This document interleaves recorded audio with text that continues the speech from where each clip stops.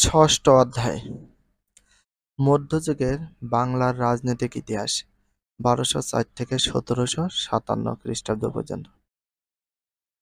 মুহাম্মদ বখতিয়ার খলজির বাংলা বিজয়ের সালকে বাংলায় মধ্যযুগের শুরু বলা হয়। কার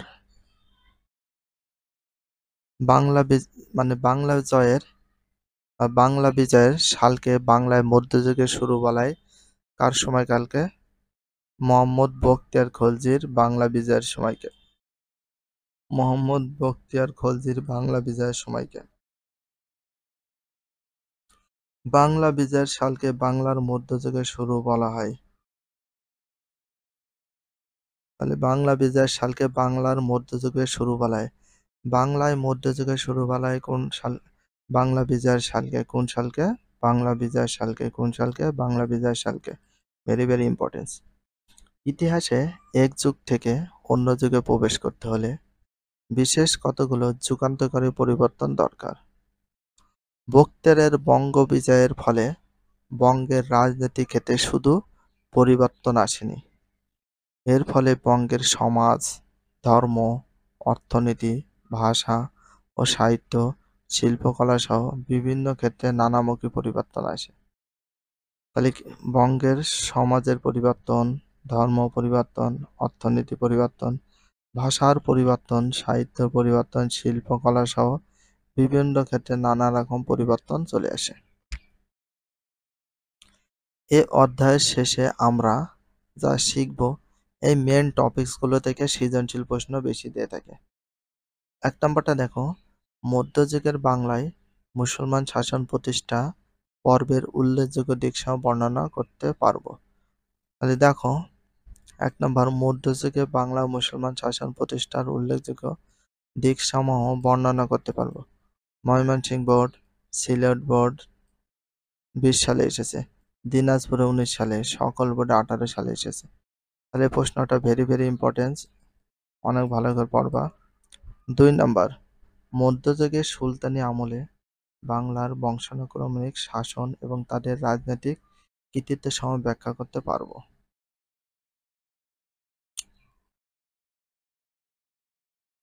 এখানে তাহলে আমরা কি করতে পারবো? ব্যাখ্যা করতে পারবো।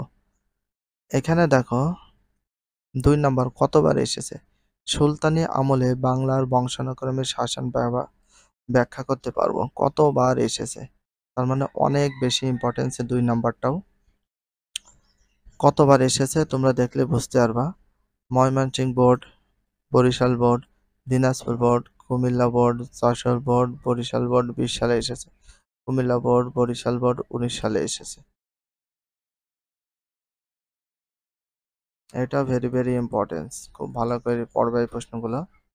বাংলায় আফগান শাসনমাল ও শাসকগণের কৃতিত্ব বর্ণনা করতে পারবো। আফগান। ৩ নম্বর, আফগান শাসনামল ১২ ভেদের ইতিহাস বর্ণনা করতে পারবো। চট্টগ্রাম বোর্ড ২০ সালে এসেছে। ৪ নম্বর, বাংলা ১২ ভেদের ইতিহাস পরিচয় বর্ণনা করতে পারবো। তাহলে আফগান শাসনের ১২ ভেদের পরিচয় বর্ণনা করতে পারবে, সেই কথা এখানে বলা হয়েছে। মুঘল শাসনামলে বাংলার সুবেদার ও নবাবদের শাসনকালের রাজনৈতিক কর্মকাণ্ডের নানা দিকসমূহ বিশ্লেষণ করতে পারবো। মুঘল শাসনামলে বাংলার সুবেদার নবাবের শাসনকালের রাজনৈতিক দিকসমূহ বিশ্লেষণ করতে পারবো। দিনাজপুর বোর্ড ২০ সালে, রাজশাহী বোর্ড ২০২০ সালে এসেছে। ধারাবাহিকভাবে মধ্যযুগ বাংলার মুসলমান শাসকগণের রাজনৈতিক ইতিহাস বর্ণনা করতে পারব।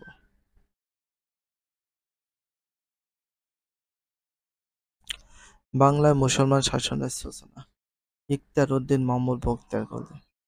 ১৩ শতকের শুরুতে তুর্কি সেনাপতি ইখতিয়ার উদ্দিন মুহাম্মদ বখতিয়ার খলজি বাংলার উত্তর পশ্চিমাংশ সেন শাসনামলে বা শাসনের অবসান ঘটিয়ে মুসলমান শাসনের সূচনা করেন। কত শতকের দিকে? ১৩ শতকের দিকে। ১৩ শতকের শুরুতে তুর্কি সেনাপতি, কোন দেশের সেনাপতি ছিল? তুর্কি সেনাপতি ছিল। তুর্কি সেনাপতি ইখতিয়ার উদ্দিন মুহাম্মদ বখতিয়ার খলজি বাংলার উত্তর ও উত্তর পশ্চিমাংশে শাসকের অবসান ঘটিয়ে মুসলমান শাসনের সূচনা করে। সেন শাসনের অবসান ঘটানোর পরে মুসলমান শাসনের সূচনা করেন। তার বাল্য পরিচয় সম্বন্ধে তেমন কিছু জানা যায় না। উত্তর আফগানিস্তানে গড় মসির আধুনিক দাসত্ব মার্গ এর বাসিন্দা মোহাম্মদ বখতিয়ার খলজি, জাতিতে তুর্কি, বংশে খলজি, বৃত্তিতে ভাগ্য অন্বেষণী সৈনিক। জাতিতে তুর্কি, বংশে খলজি, বৃত্তিতে ভাগ্য অন্বেষণী সৈনিক।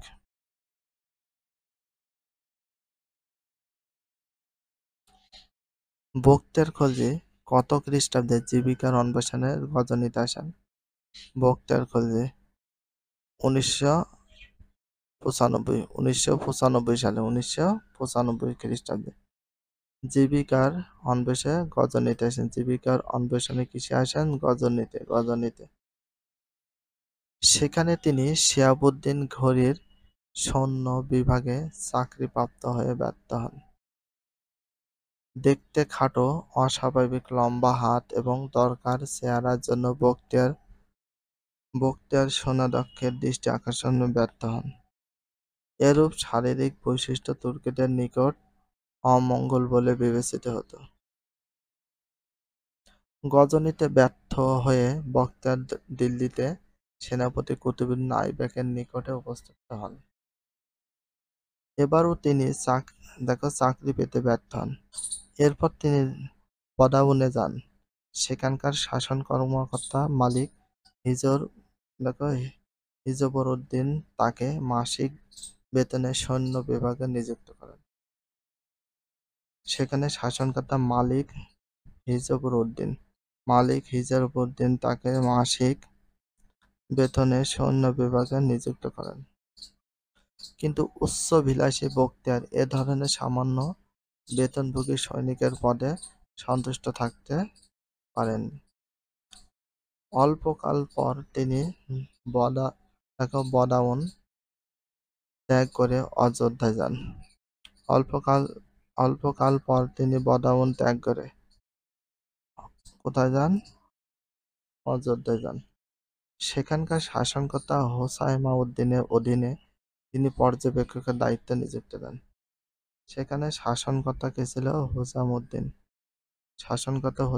তিনি পর্যবেক্ষকের নিকট দায়িত্বে নিয়ে যান। বখতিয়ারের সাহস ও বুদ্ধিমত্তা সন্তুষ্ট হয়ে